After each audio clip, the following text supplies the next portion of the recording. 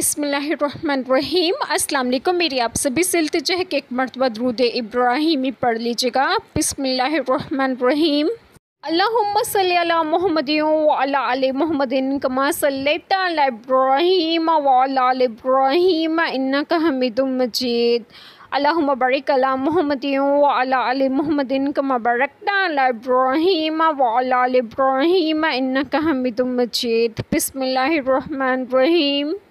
آج تمہارے لیے پاک چیزیں حلال ہوئیں اور کتابیوں کا کھانا تمہارے لیے حلال ہے اور تمہارا کھانا ان کے لیے حلال ہے، اور پرسا پاک دامن عورتیں مسلمان اور پرسا عورتیں ان میں سے جن کو تم سے پہلے کتاب ملی، جب تم انہیں ان کے مہر دو قید میں لاتے ہوئے نہ مستی نکالتے اور نہ آشنا بناتے، اور جو مسلمان سے کافر ہو اس کا کیا دھرا سب اکارت ضائع گیا، اور وہ آخرت میں ضیاع کار نقصان اٹھانے والا ہے۔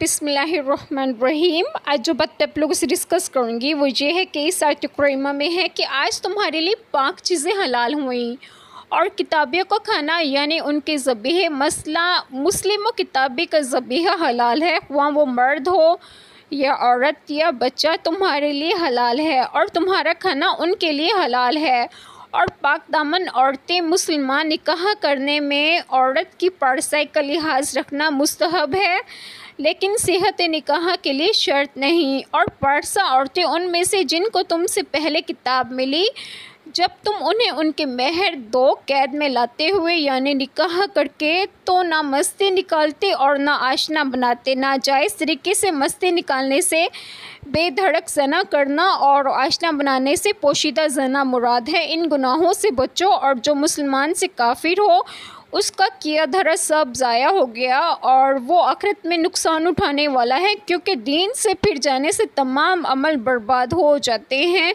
اللہ تعالیٰ ہم سب کے تمام گناہوں کو معاف فرمائیں اور ہمیں صراط مستقیم کی راہ پر گامزن کریں، اور آپ سب کو آپ کے گھروں میں خوش و خرم رکھیں اور صحت و تندرستگی بھی دیں۔ آمین۔ جزاک اللہ خیر۔